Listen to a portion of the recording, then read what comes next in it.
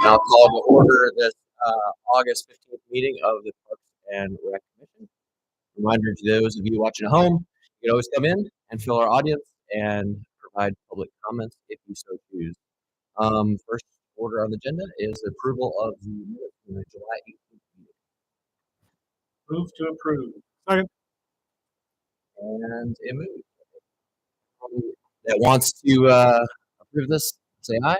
Aye. Aye. Negative, say aye. Hearing none, it's approved. Next up is public forum for items on the agenda. Again, if you're in the audience at home, you're welcome to come in. We have nobody in the audience today, so we'll move on to number 4. This will be a motion approving the Vintage Cooperative agreement for August 12th through December 1st, 2020. Yeah, thank you. Perfect timing. That's what I was planning for. Yeah, so this is the first renewal of this contract. This was a new contract last year for the city to partner with Vintage Co-op to go out to Vintage Cooperative offer classes, fitness classes to their residents. So we were able to go through a full year of offering those classes, which were successful. We offered 7 sessions of balance and strength classes that met minimums every time. And so Vintage Co-op and the city to continue this partnership for another year. So we're recommending approval of alternate 1. Any discussion? What's the cost of these courses? They follow the same fee structure as our fitness classes, and so that is the only change in the agreement. We had the charge or the total amount of the classes last year. They were $30 per class, and then this year with the increase of fees that we have in our fee structure, it's $37.50 a class. Thank you. And it's typically a 6-week session.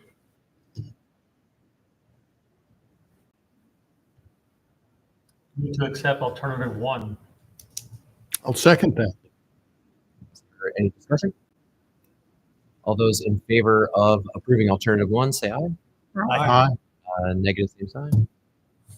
And it passes. I really appreciate these public-private entities. I think it's really good for our community to provide these services. So Yeah. Thank you. Yeah, thank you. And yeah, it's a great opportunity. So if people can't come to us, we can go out to them. Awesome. I can only hear part of it. Well, we're moving fast, just like you guys. We're going to go to number 5, our capital improvement plan discussion for 2025 to 2030. Yeah, so part of the agenda packet had a timeline, and I'll just go through that a little bit. But again, just for people at home, and if we're new commissioners, kind of went through this when we met. But the capital improvement plan is a 5-year plan. And with that 5-year plan, the city council does approve it. The commission, what we'll do is once we get it developed, we'll share it with you, and you recommend or make a recommendation to city council, but then city council does the approval. When they approve the capital improvement plan, what they do is they allocate funding for year 1 of the plan, and then adopt years 2 through 5 in concept. So that's why you'll see, and you have a copy of the current CIP in front of you. That's why sometimes those years 2 through 5 projects, sometimes they get moved up, sometimes they get moved back, they get delayed, sometimes they may just disappear, depending on priorities or the amount of funding that's available, and so on. So as we go through this, What we always try to do is take care of what we have, and make sure that it's still high quality. Some of the projects right now, we replaced the weight room equipment. We're fixing the gym floor, new sound systems, things of that sort, to make sure that we can still provide the service that we want to provide and that the residents want, our users want at a high level. So we always look at that, look at, what's mandated. Sometimes there's things that are mandated through the Department of Health or other areas. There are some things sometimes with county, with disposal of waste, and so on. So if there are things that change and that we have to do that, we need to make sure that we're incorporating that as well. So with it, just kind of give through. So tonight, just kind of going through these. We did receive information from finance as to putting this together. Funding for CIP projects, a lot of for us for Parks and Recreation is through local option sales tax. So there's a 1% local option sales tax in Story County. I think 60% of that money is brought in, goes to property tax relief, and then there's 40% remaining that goes to human service agencies, and then what's left can be used for community betterment. So generally, we get about $800,000 to $1 million a year for our projects. Obviously, right now, our capital improvement budget is really high with the Aquatic Center, with the Plaza, and with other projects. Now, those are funded in other ways. So the Fitch Family Indoor Aquatic Center, there's $11.5 million in donations. There's also general obligation bonds that are funding that. One of the things that we look at too when we do these projects is, are there partners available to help? Friends of Ada Hayden and Access Ada Hayden, they went out and raised $40,000 to help with the accessible kayak launch in. We've had grants through the DNR. We got the CAT grant for the Fitch Family Indoor Aquatic Center. We got REAP grants, Resource Enhancement and Protection, for purchasing the land out at the Ontario Park. So there's a lot of different things that we always try to get and to look for, but when we can make those partnerships and they can help share in the cost, those are good things. And sometimes they don't always fall into the CIP also, because right now, Ames Pickleball Club, with the new pickleball courts, they came to us and said, hey, we really like to see some type of shade structure or shelter that is closer to the courts. For people that are waiting, they can be under there in a shaded environment. We run tournaments or leagues. We can use that kind of as a central check-in area. So we're looking at donating approximately $15,000 to the purchase of one of those. So sometimes when those things come up, we don't wait for the CIP. We take advantage of it, and we'll wind up paying for concrete, which might be a couple $1,000 in our staff time. But we feel those are good things, and we're not bound, to the capital improvement plan. So those are a few things. We do have our instructions. Generally at this meeting, what we do is just give you an overview and see if there are any priorities. We'll go through a little bit here with some of things that we feel you need to know as we're going into this development. Usually early September, we do a public meeting. And last year we had over 20 people at that meeting. A lot of good feedback. So we're hoping that continues. A lot of interest. Then at the September meeting, we'll share that input and we'll give you even more information and ask you for some direction. Because then what we will do is in October we meet with the city manager, about our capital improvement plan. We'll ask you for a final. We'll give you kind of, all right, here's our draft, draft CIP, and see if there's any questions, comments, or concerns. Then when we get into November, we give our final, we finalize it, and then in December, what we do is that first Thursday, city manager comes out. By that time, he usually has a pretty good feel of where we are for local option sales tax dollars, other funding opportunities. He looks at the entire.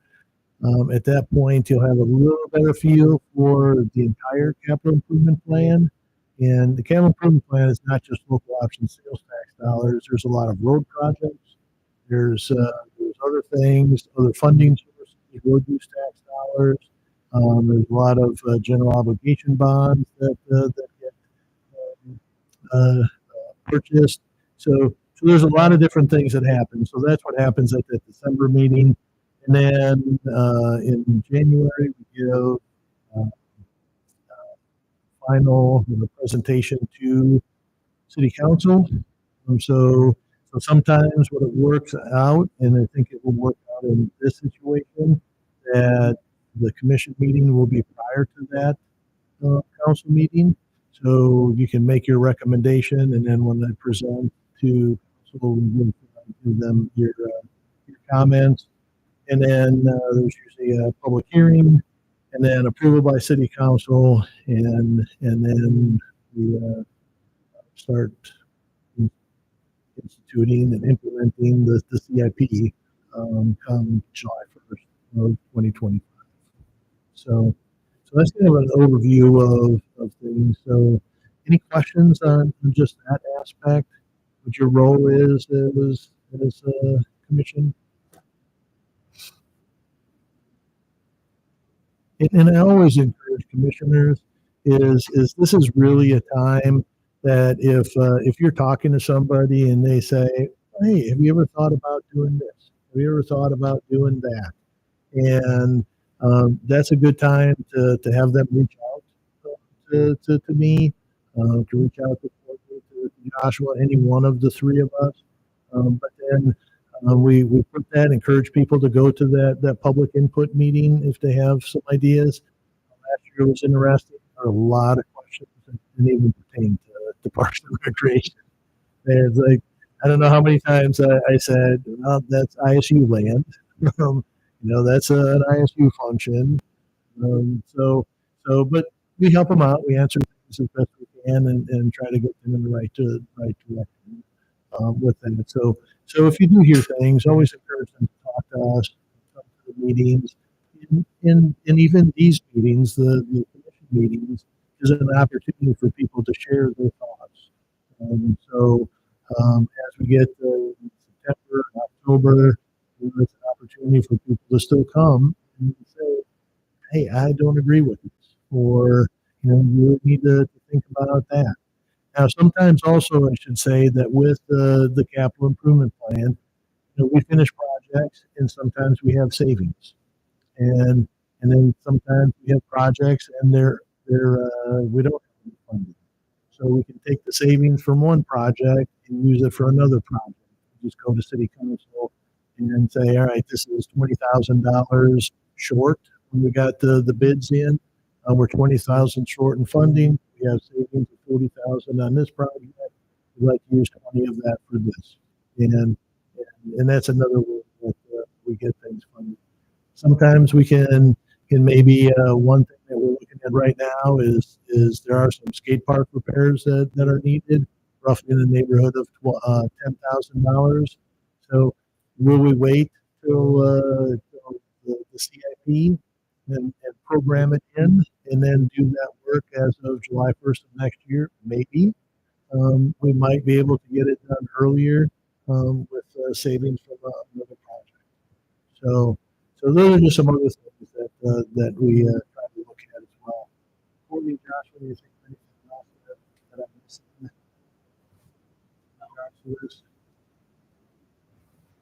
No? All right. So, like I said, you've got the current capital improvement plan, there are some things. So, one item that I just want to bring to your attention is that we do have money in the budget or in the capital improvement plan for replacing heaters at Furman Aquatic Center. Right. So we have $100,000. The quote that we got is $160,000, and it's only for the lazy river and the splash pool. So one of the things that we've been discussing is, and so one of the things we've been discussing is, I don't know, we don't know, be able to come up with $60,000 to do those two, and really we need to replace all three because they haven't been replaced. So they're going on 15 years old, 16 years old. Those water heaters, and they heat the water for the pools. So one of the things that we've talked about, and we just had conversation with the city manager prior to this meeting, is maybe we take that 100,000, and what we do is we'll probably go to council at the end of this month and just say we have 100,000. Let's just do the highest priority pool that we need to do right now. And then what we can do is then we can program in another year. Say we do the lazy river, and then we program in for next year the splash pool. And then we program in the 50. Now that may not be the order that we go in, but then we do that, and when we can stagger, because of the cost, we can stagger those replacements. It's a lot easier at times to do 100,000, and maybe 150,000, because the lap pool is probably going to be 50 meters, going to be more bigger.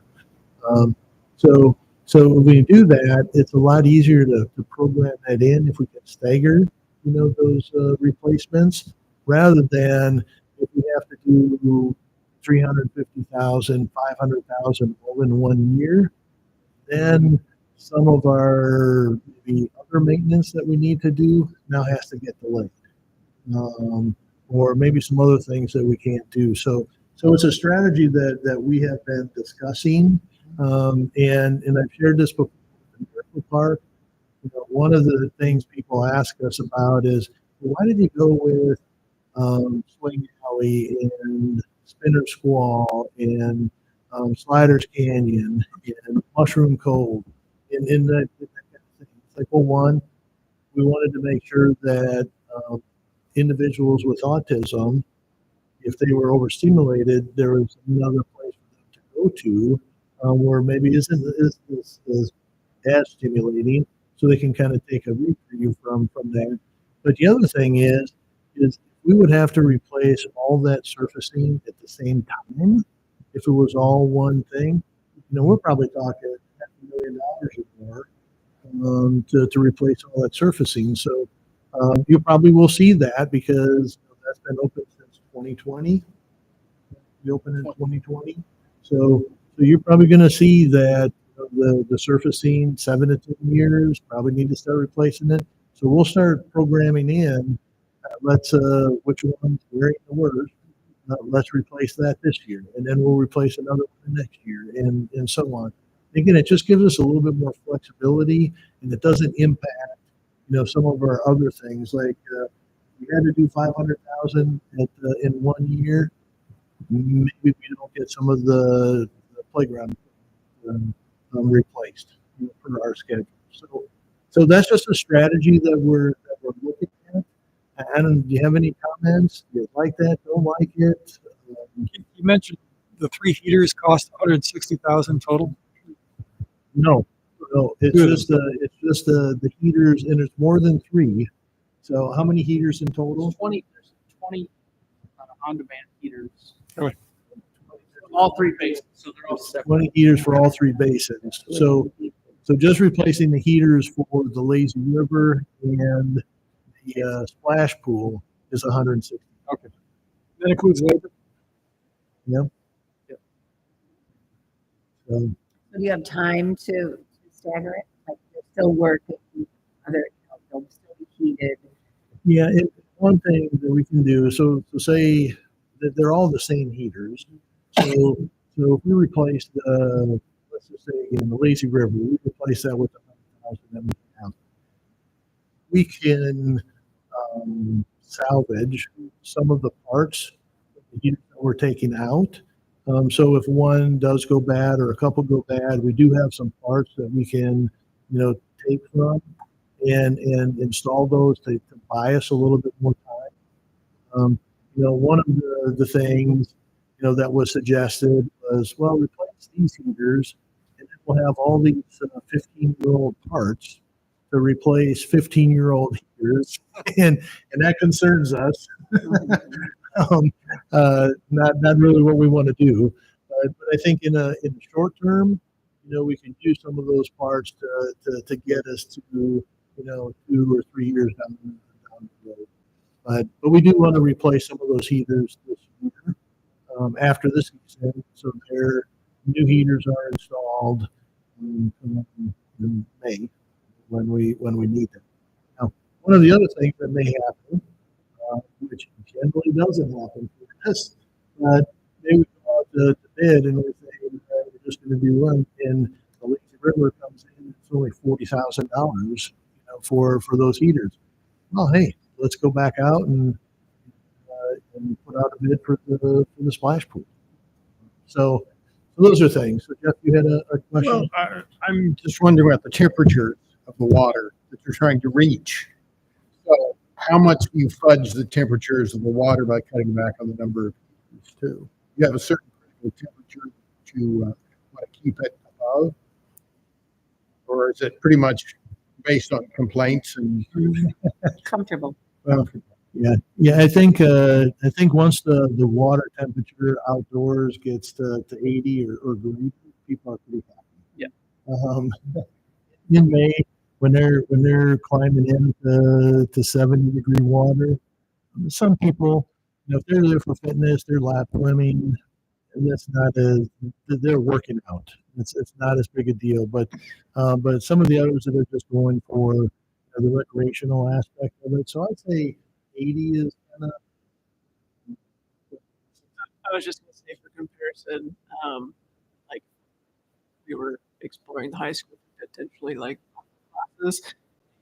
That about 80 to 82, and there was comments back to those. So just kind of comparison of activities. You're looking at a guy that learned how to swim in Lake Michigan. So, yeah, that's what Joshua says. Why do we need heaters? But Don't put that in the minutes.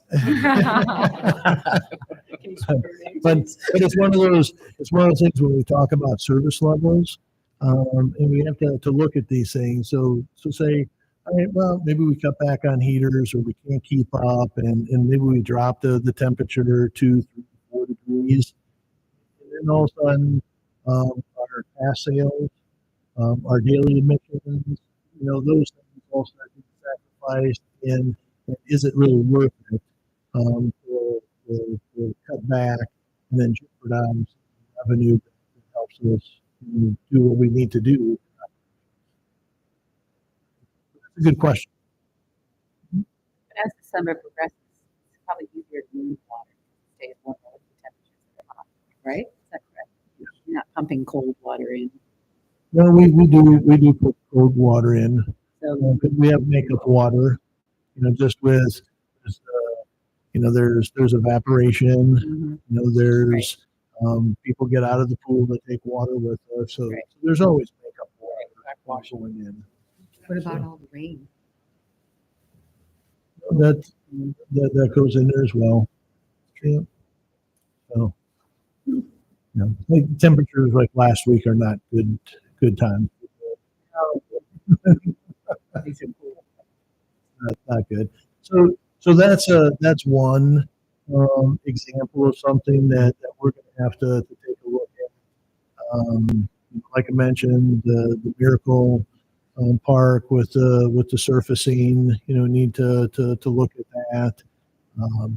And there are some some other things that we'll probably wind up needing to include, that maybe wasn't included.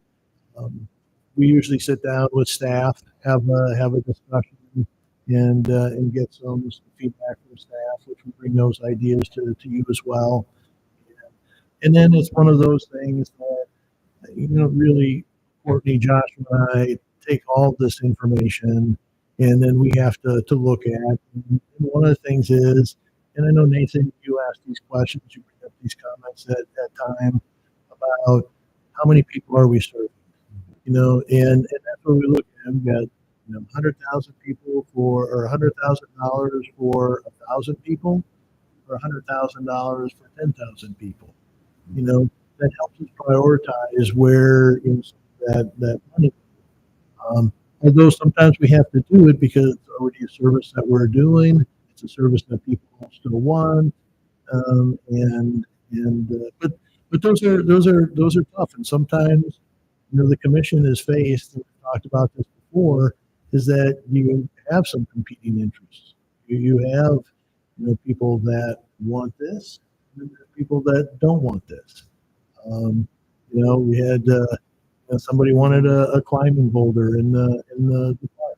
Commission, thought it was a good idea. It was put in the CIP for a couple of years, and then last year, with some of the things that we're facing and the shortage of funding, we then had to move it out. Because then we just didn't see it as a priority compared to other things. So thoughts, and if and I know you've seen the CP before. Are there any thoughts that anybody has? I know, Jeff, you last year talked about the canoe kayak launches in River Valley, and those are in there. And I think we moved them up a little bit last year. But if there are items, if you're not thinking about it right now, you can always shoot me an email and say, hey, here's something to consider, or here's something. And I didn't even bring the list today, but I've got a whiteboard. We all have whiteboards, in our office, and I have one column that potential CIPs. Somebody calls me, they mention something, no matter what time of the year. When I get done, I go over there and I write it on the board. And then we got to figure out, have we heard from one person? Have we heard from 10 people? And stuff. So those are things that we have to try to take a look at. And obviously we cannot do everything that everybody wants. It's just not feasible. In fact, I had a conversation with one of the council members the other night, and Keith, I really wish we could do this. I understand that, and I don't disagree with you, but right now is not the time. It's just not the time. 5, 6, 7 years from now might be the great time to pursue what you're wanting to do. And sometimes that happens. We have that conversation. Hey, we really like the idea. Now it's just not the time, based on you. Did you have anything else to add? With it? Keith's right. I mean, there's so many things. There's so many amenities that we, going in the park system. Sometimes things come up that we're not aware about. Sometimes we think we have an idea what it costs to put stuff in the CIP, and then it comes back, it's like, or and so we're always trying to find the best information, the closest values of things that takes to get fixed. Sometimes it's a challenge with how many amenities we have in the park system, so we can make sure that we have the best and keep it excellent. But it's a challenge.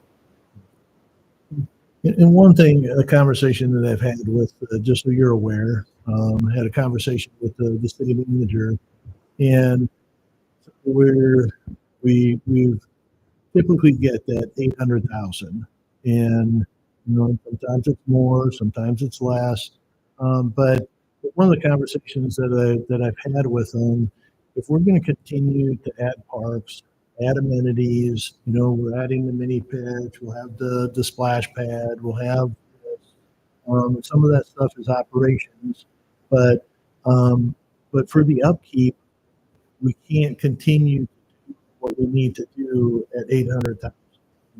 Not with the way that, inflation and cost of material, labor is crazy. If you watched the council meeting the other night about pollution control, and that bid came in, $9 million over the engineer's estimate, and a lot of it is on the electrical side. A lot of it's associated with labor. So it's a conversation that I continue to have, is that we've got to be doing this. Otherwise, we're going to get to a point where the only way that we're going to be able to keep, Dwayne probably could share some of this, you can't continue to defer maintenance and defer maintenance and defer maintenance. And thankfully, we haven't been in that position. But if you get into that position, then all of a sudden you get to a point where, all right, now we need $5 million just to take care of what we have, and that's what we want to avoid. So those are just some conversations, behind the scenes that do happen, and so if you ever have those thoughts, don't be afraid to share them as well. So if there's no questions, we can move on to the thing. We'll let you know when the meeting is. If we haven't scheduled that yet, usually you try to do it because September the 5th to Thursday, the second Yes. Labor Day, 5th to the 19th will be our meeting. So maybe we might do it that week before. Probably stay away from Labor Day weekend. Do it the week after, the week of the 9th, and then we'll get that information. So we'll let you know when that is. And just for all of you, you're always welcome to attend these meetings. A lot of times it's one of those where you come and you just listen, because if 4 of you show up, you cannot start deliberating. You cannot start getting into the conversation, because we'll break the open record or open meeting law. So that's just something. But you're always welcome to come and sit in on any of those meetings, and just listen.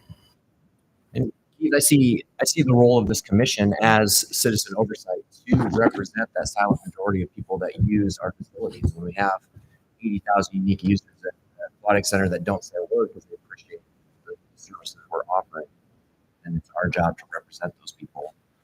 Because there is sometimes somebody that will come, one person will come in with a negative aspect. We tend to focus on that, but I think it's our role to step in and say, well, but look at all these people that do appreciate exactly what we're already offering. And especially when we look at these increased costs. Yeah, how are we going to navigate this 5 years from now? And so I like seeing that this is dynamic and we're addressing, that we can change this more, that, to best serve the greatest number of people in our community. Very well said. Yeah. These listening sessions, I encourage you to come to them. As long as Keith doesn't point you out as a commission member, you can almost sit in the audience and just be really anonymous. Once he says, hey, I want to introduce, and then you're done for the session. But it is really nice to hear the source, because I know a lot of times they don't come to these meetings. These listening sessions are in their neighborhoods and things to that effect. We've had some really good input, and it's comes from the heart. I know when we were talking about the mini pitch, there was some folks that have brought up all kinds of stuff like traffic flows, parking, you name it, and those things are different missions than ours. But it also showed that people were part of that. And then we heard a lot about what they would like at the rest of the city. But you don't hear that a lot. But that quiet group that just kind of likes their parks, uses their parks, but then they have these opportunities to say, hey, and I live on here, and I really like, Josh would have fixed my slide because it has a board on it. Oh, Josh would fix the slide. That was kind of the neat part of these conversations. I encourage you to go. You can really sit there and be real quiet about it too. Yeah, that's a good point. Because when we bring that information back, we're hitting the highlights, and we just don't have enough time to share all of those stories. But sometimes they're very, and they are very, very from the heart and things. So yeah, come on out if you want. Yeah, Keith ran on a whiteboard. He was barely scratching at the very bottom, so yeah, we're not going to get it all. Yeah. And as long as I can take a picture before somebody erases it, then we're doing really well. Yes. All right. Anything else? Well, thanks for giving us that timeline, and we can prepare for that. We'll move on to number 6, project updates. Yeah. So with this, the Fitch Family Indoor Aquatic Center, if you go by there, there are people working. Right now, they've really been focusing on sand construction, who has the pool contract. They're the prime. They've been out there. They've been, working on things with the surge tank, with getting the piping where it needs to be, so they can hook it up later. All-Star Concrete's been out there with footings and getting in the foundations put in, starting the backfill. So that's a lot of what has been happening. Behind the scenes, there's a lot of shop drawings that are being reviewed. There's a lot of submittals. There's a lot of what are called ASIs and RFIs. ASI is Architect Supplemental Information. They may see something like, we need to clarify this and send it out. An RFI is a request for information. So the contractor seeing something, hey, I'm not really sure how this is going together. Maybe we see a coordination issue.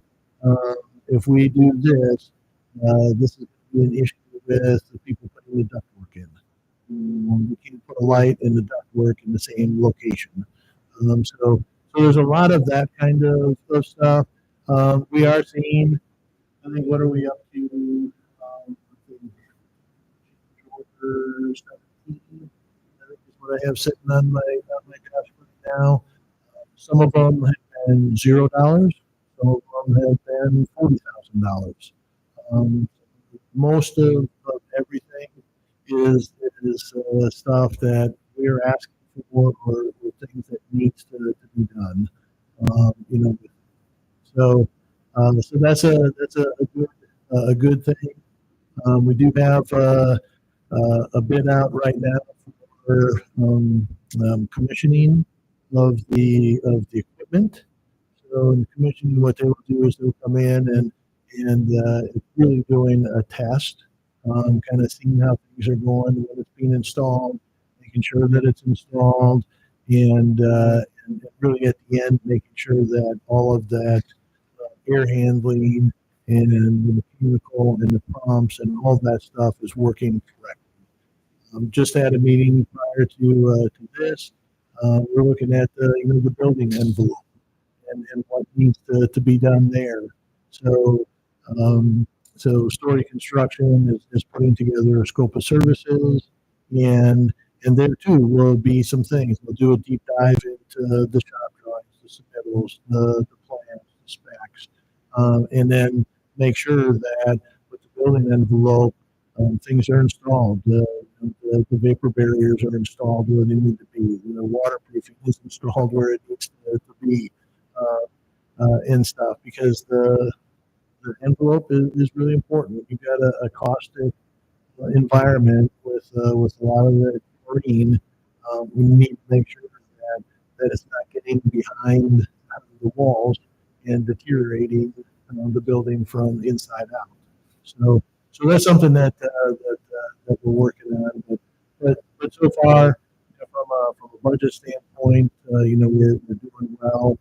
We are using some of that contingency, and maybe in one of these next meetings, I'll just we'll bring an update, and we'll tell you, here's what we have for contingency. Here's the change orders that we've had so far, and here's where we're sitting. And remember, part of that contingency, we had $2.1 million. We're looking at $500,000-$600,000 of that for solar. it still leaves us a lot of money. And like I've mentioned, two is thus far, no contamination detected. We haven't had any water, any groundwater coming into any of the holes. Besides rainwater getting into the trenches, we haven't had any groundwater seeping in. Now the one that we'll see if we're going to see it, we'll see it in when we start digging the trend or digging the basin for the rock pool. 'Cause we're going to be down 12 or 15 feet. So if there's going to be groundwater, it'll probably show up there. But overall, yeah, things are going really well. Again, involved an awful lot, having conversations, checking things, colors, all those types of things. So yeah, we're moving along well. High points.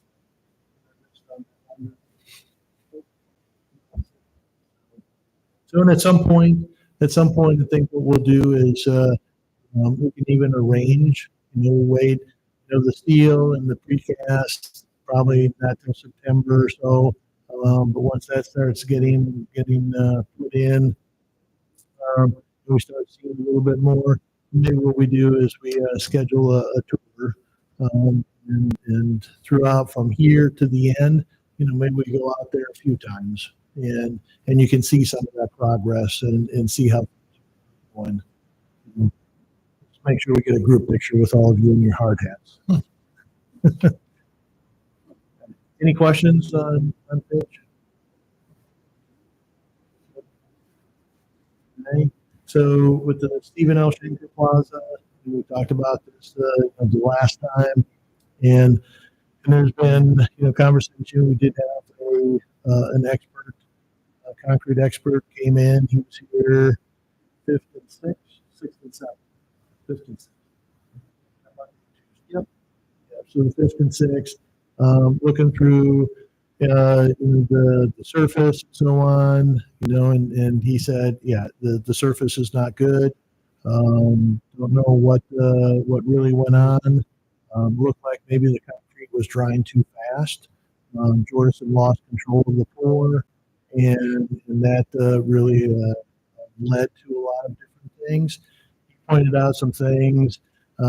It's interesting. He grabbed a chain and drug it across to look for voids, and it's something that they do on bridges a lot.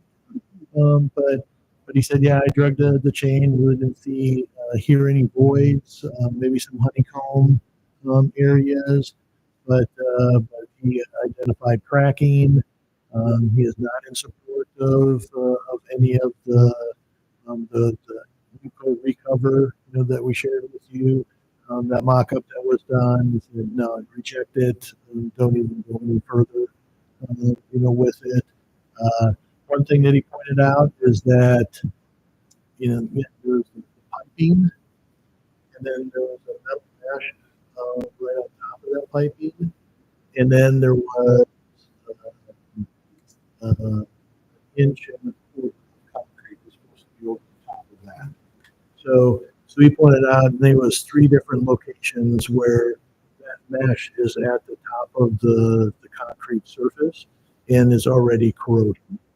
So it's we did send a letter, to Henkel Construction today, just stating City Council stating their position, and what they'd like to see and what they want to get, from Henkel, and it is giving them an opportunity to come forward with a solution, but from a licensed engineer in the state of Iowa, and then it'll be given to the city and our consultants to determine if that's a viable solution.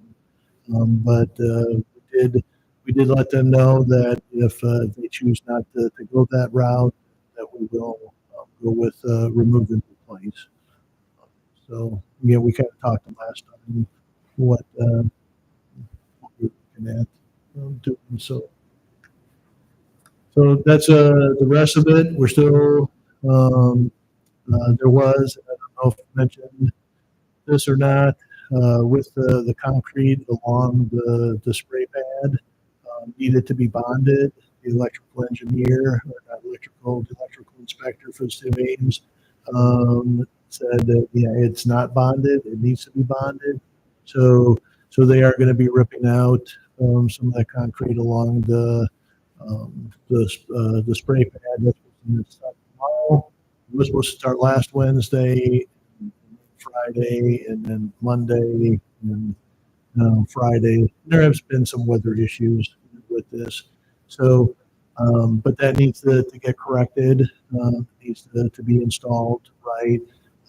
We have also said we want, other than the ice ribbon, we want everything else done by October 1st. And and especially all the landscaping. There's a window. Josh will be at a meeting tomorrow with some of the players to make sure that they're hitting that window. Because otherwise, if they don't, then can't plant until the springtime.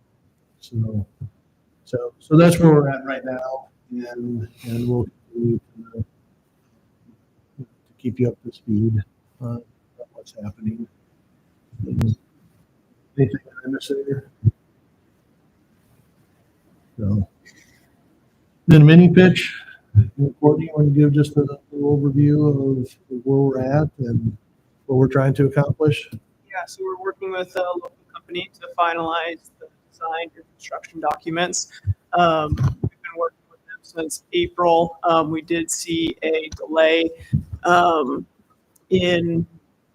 starting in April with the electric company that they were working with to put that side of the design together. So then we did decide to go with a different one to keep the project moving forward. So that's helped speed some things up in the most recent months. But our goal is to have, they got us some information a couple weeks ago about the 90% drawings. We've got them some comments back.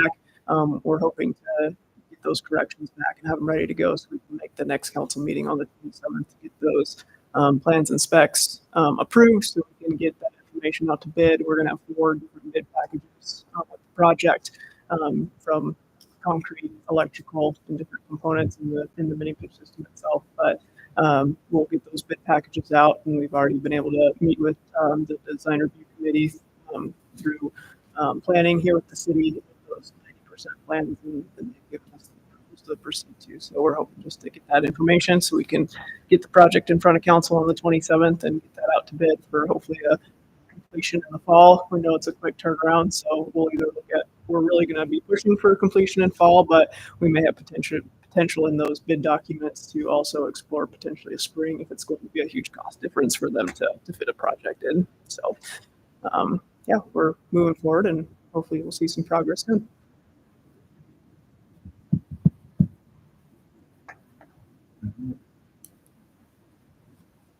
Moving on. We're going to go to number 7, monthly report.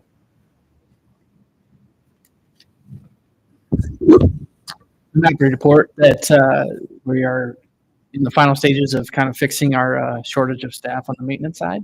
So we're 3 individuals are going to start next week for our maintenance worker positions. Then we'll have another one start at the end of August. So we'll be fully staffed. I need to find a piece of wood. But, we'll be fully staffed at that point, which will be really, really been a long time coming. And so I just want to thank all of our staff for everything they've done and their patience, and HR for all their help. It'll be exciting to get those filled. And then we'll work on the supervisor position, the parks maintenance supervisor, getting that filled yet this fall too. So, staying on the lines of positions, on the recreation side, we do have 2 open positions that recruitment is active and closing on August 23rd. We have a recreation coordinator for programs and facilities position that is open. We have had that position filled in the past. We had an individual get an advancement opportunity, which is ideal for this entry level that they took. So we have a vacancy there. And then we also have an ice arena coordinator position that's open as well to have another full-time person manage and run that facility. That actually is something that we've recruited at a 3/4 time position before, but we've got council approval to move that to a full-time employee. So we're excited about those two positions, and applications are open until, like I said, August 23rd. I'll follow up on the community center gym flooring. Keith mentioned that. That project is scheduled to be done September 9th through the 13th. We'll be working with a company out of Omaha, Nebraska, to complete that. During that time, unfortunately, obviously the gym will be closed, and then in conjunction with that, the weight room and cardio room will have to be closed as well, just to minimize foot traffic. Their goal is to get it done on that Friday, and then they recommend about a 48-hour cure time for that. And so we'll plan to hopefully have everything back in, get everything back in, so we can open on Monday, if not midday on Monday, if not earlier. So we're excited for that project to happen, and going to help leave out the duck derby that's coming up at Furman Aquatic Center. So we are entering into the last 2 weeks of the season. So our last day will be Labor Day at Furman. We start in school hours on Monday the 26th. So that does mean we have condensed hours. The open swim time will be open from 5 to 7 p.m. in the evenings on weekdays. Starting the 26th on weekends will be open for open swim the full 1 to 8, the best we can. Obviously, we're losing a lot of staff that are either going back to high school and wanting to focus on school, getting involved in extracurriculars, or moving to go and continue college elsewhere. So we do appreciate the public's patience with us as we're trying to recruit. We have also hired some new staff within the past couple of weeks. So some students coming back to Iowa State that have lifeguarded at their pools, some internships that have completed for some staff that used to work there that are coming back. And so we're doing the best we can to try to get as many staff on board to finish out the season. But also, like I say, our hours, what we anticipate, there could be some modifications. So we just appreciate people's patience with us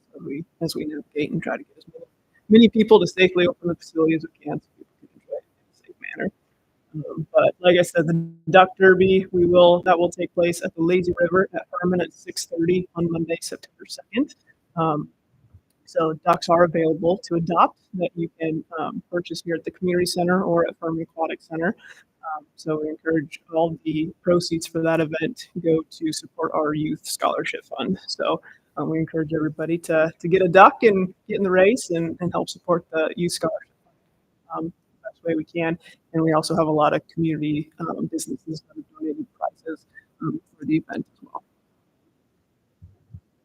And just maybe a couple of follow-up things to what Courtney said. I don't know if you've been watching the news, but there are a number of other aquatic facilities that have already closed, for the year.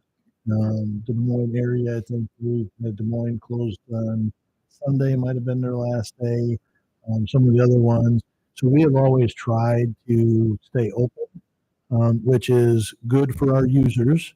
But I know I've been out there at times, Courtney's been out there at times, and we've got people coming from Des Moines, Ankeny, because, we heard you guys were open. So they come up, and which is a good thing with the daily admissions, but again, safety is what Courtney mentioned. So just so people know that we do try to keep it open as long as we can.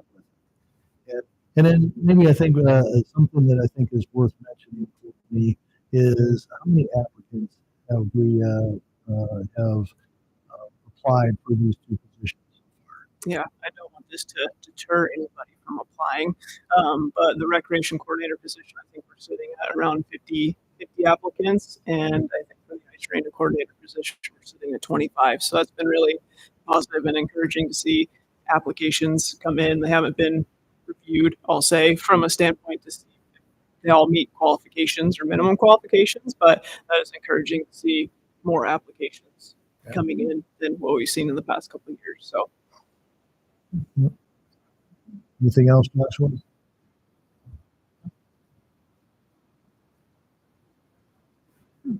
Did we have anything in the monthly report about the agility course?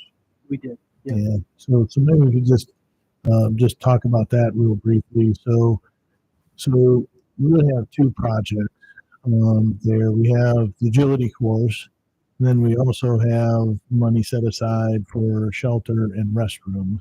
And when we met with residents, they shared some concerns about paths and where the crossings are and so on. So we've tried to incorporate those into the plans, but to do it all, we're short. So what we'll be doing at the end of the month is we'll be going to city council and sharing some options, for them. One of the things that we have discussed is let's get the agility course done. Maybe we can do a smaller shelter, and let's not do a restaurant at this time. We have been experiencing restroom issues with homeless and in the park system, and Maine, especially in this area, we're not sure this is going to be the best place to put a restroom. And we'll share that all with council. So hopefully we'll get direction from them. We have things ready to go. So if they give us the go ahead, we can then finalize plans and specifications, and get that out. Most likely that I don't know that will happen this fall. We might be able to get it accomplished, but for sure, next spring. So that's just something that again, there's a number of factors in there, but it is something that again, we have to take a look and how much money do we have, and really what's the greatest need, because we did get a lot of a lot of people that were interested. And I get people asking, where are we at with that agility course? Where are we at with so that's just something that we're going to take to council and see what kind of direction they give us on that. Anything else? Okay, we'll move on to commissioner comments. Keith, when you become a commissioner, people bend your ears sometimes. I've learned that. And I can't substantiate some of the stuff here, but there's been some concern about motorized scooters at the Miracle Park. Do you know anything about that? Yes. Yep. So we working with our public information officer to get something out, and so with scooters, they're not allowed. And what some people were doing, sounds like what they were doing is they were jumping off some of the ramps or some of the other things, and with it, it's not good for the surface. It's not good for other people. And we are actually working on, park rules, some updates to park rules that need to bring some of these things to, not just for that, but for other things. So no, if people are out there listening, or if people ask, no, they should not be there. It's interesting you bring that up, because I was running on the path from Car Park up to Hines Grove up the stairs. I almost got hit by these scooters going like 40 miles an hour down that path. And then I get up the stairs up to Miracle Park, and there's a police officer there looking for them. So people had already called in. Yeah, they must have went down the stairs, and they were going so fast they'd kill someone. Right. I mean, and they're dirt bikes. They're not like a little bicycle. They're like full on electric dirt bikes. They were going super. Yeah, we've had the conversation about when we redo, the path next to the trails with Haiti, about and looking at different things. And I was just reading an article. So there are 3 different classes, I believe, of e-bikes, at least in this article. three different classes. And, some go maybe 12 miles an hour, some go 15, 17 miles an hour, some go 20 miles an hour. And I think it was the Michigan State Parks that, that they, for right now, are allowing, I think that the lower two speeds, but that higher speed, they're not allowing. So that's something that we've had some discussions. We'll continue having discussions. There's a lot of in some of it, kind of probably what you saw. There's no biking involved with these things. They're just going. I see people cruising, and it's like they're keeping up with me in the vehicle, and there's no pedaling involved. With it. So, yeah, it's crazy. And there's the skateboarders, there's the scooters, there's I don't even know what those things are called with the one fat tire. I don't know. One wheel. What is it? One wheel? Something Real creative. Yeah. so there's a lot of things. So I think it's one of those things that we're going to have more discussion on it, and probably sooner than later. Because these electric bicycles do bring the opportunity to be outside to a lot of people that Correct. it's the technology is advancing pretty fast. Yeah. I was there with my grandkids, and they just about got hit because they were in scooters just going back and forth. And they knew you're going to run into us. We didn't. Yeah. So Yeah. And then one of the things that we get up at Ada Hayden also is the very competitive bikers. And we've heard from the Friends group when they've been up there giving presentations or have groups where they almost get hit because they just don't slow down.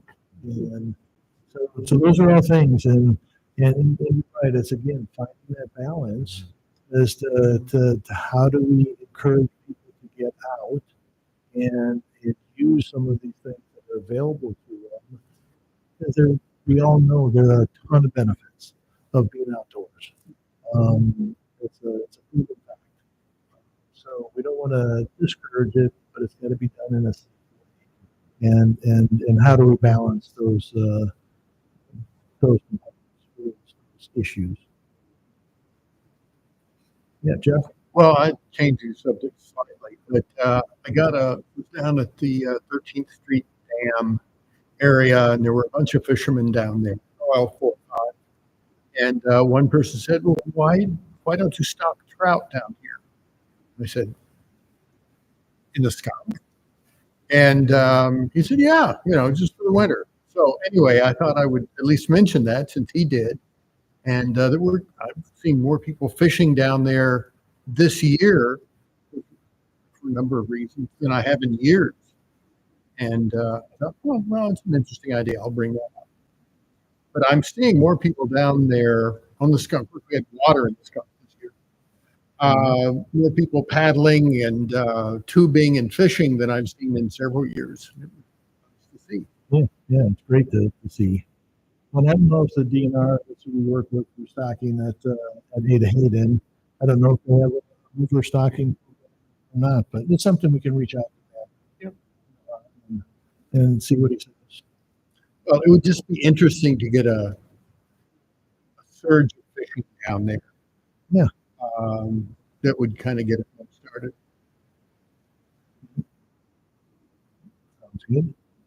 I have just a quick question. I've had a few people mention to me, I know this is a hot topic right now. I saw it on the news in Milwaukee and Des Moines area about the use of bathrooms and things at like Van Chill Park and the concern of people camping in parks. And I know we had spoken earlier maybe about the city and we're possibly going to look into changing some of the rules or the laws about the parks. Yes. And Is there anything going on with that? And so as of right now, there is a committee of city staff that's several times, talk about different issues, the safety of patrons. Right now, just at Band Shell, our staff, we have 2 staff there. We used to have 1. We have 2 staff every time because of some of the issues. Had a staff person assaulted in June, and but they are spending a lot of time, there to clean those restrooms. So a few things that we have met with staff. We've come up with some potential ideas, some solutions. Some are short term, some are long term. We are looking because people have been occasionally camping on the Van Shell stage. We're looking at a gate, that we can put across Van Shell. We've talked about, making it a bright light instead of something that's a little more soothing with it. We can do that, but a lot of them they're taking tarps and putting it over themselves. We've got people that are camping at the library. We are seeing, more situations. It used to be kind of close to the downtown area. I thought, that's where things are. But we're seeing now that we've had reports of people sleeping behind the restrooms out at Hayden, restrooms at Brookside, Grove. We had a camp on Grand and Fifth, South Fifth, that we'll be cleaning up. So it is one of those things. So Pa, who you've met, Assistant City Manager, she is leading this effort. She did ask City Council on Tuesday night for some funding to hire a facilitator to bring all the groups together. And so not only the nonprofits that either provide social services or housing, but just try to bring them together, but maybe also have conversation with the homeless individuals. So there are some individuals that are homeless that are trying to get back on their feet, and then there are some that they just don't want any help. And through our conversations, there really are three major issues. There's mental health issues, substance abuse, and lack of housing. And those 3 things. So yeah. So what you're referencing, Ankeny has passed an ordinance for no camping on public property. Waukee has an ordinance. Des Moines has done their 2nd reading. The 3rd reading might come as Monday. With it, the city attorney here is looking into that, is reviewing it. At some point, we're going to try to take care of some things administratively if we can. Don't have a final list of things that can do, but we can put this as an update on future agendas, keep you abreast. But there are things that our staff are seeing, and that nobody should really walk into a restroom and have to see that. And we had a staff person who was just last week walked into a restroom and 2 people having intercourse. We don't. So there's just a lot of things that are going on, and it's a tough subject because a lot of these individuals, it's not just one thing. Some of the individuals with mental health issues also have very severe substance abuse problems as well, and so I guess I would just continue to let people know that we're working on it. And it's not a just isolated to parks and recreation. It's a city issue. It's a community issue, and but there are things, we've talked about. Do we just lock the restrooms at Banshee? And when we did that in the spring, and the Banshee just wasn't opened yet, but when it wasn't open, staff would go to Brookside, and all 4 restrooms would be occupied when they go there to clean. And so it's kind of kicking the can down the road, and that's some conversation we've had that conversation amongst ourselves as well. Is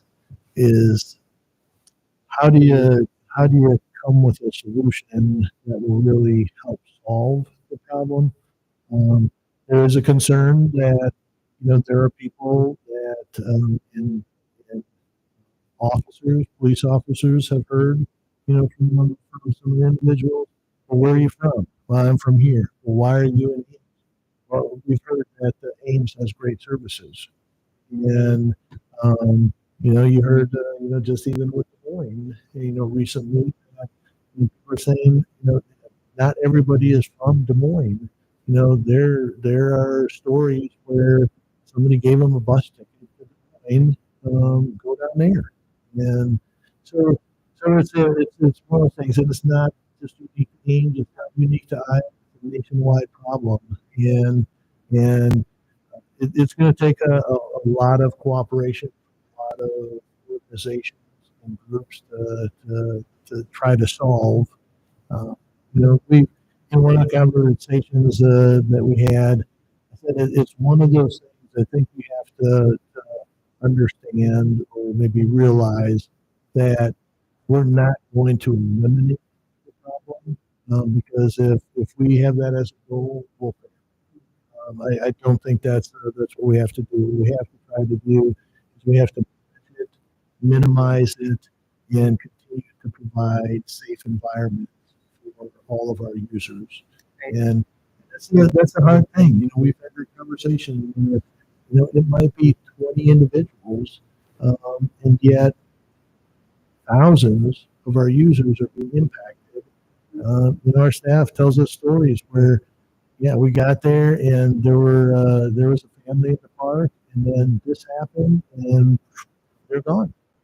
And stuff. So that's really, there's a lot of things that concern us, but it's a very difficult issue. So I know it's a long response to the question that you have. Not easy, there's but- no answer, no easy answer. yeah, but I think that, people have to understand that there are a lot of components to this, and if there was an easy answer, everybody would be doing it. So more to come. Right. I was at I gave a presentation to Kiwanis Club this morning, and the first question, and I've never had this question before ever, but the first question that there was when I did that, what's the city doing about the homeless population and the issues that come with it? And again, it's like I said, it's a very sensitive topic because there's issues on both sides. So, Right. Did I miss anything? I think just right now it's very apparent because of the weather situation. You know how it flows, it'll ebb and flow with the weather. But the parks are taking, the brunt of it right now. And Yeah. It's very visible. You can see that when you drive by or take your kids to the park or, Yeah. so. Yeah. No, thanks for bringing that up.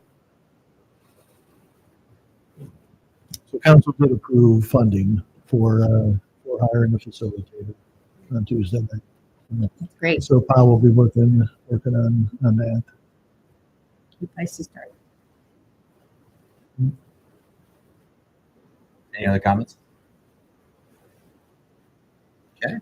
Well, our next meeting will be a regular scheduled meeting, September 19th. I'm right here. If you're listening at home, please come or contact us with any comments, and we'll happily address them. Otherwise, I'll take a motion for adjournment. Motion to adjourn? So moved. There we go. Thanks.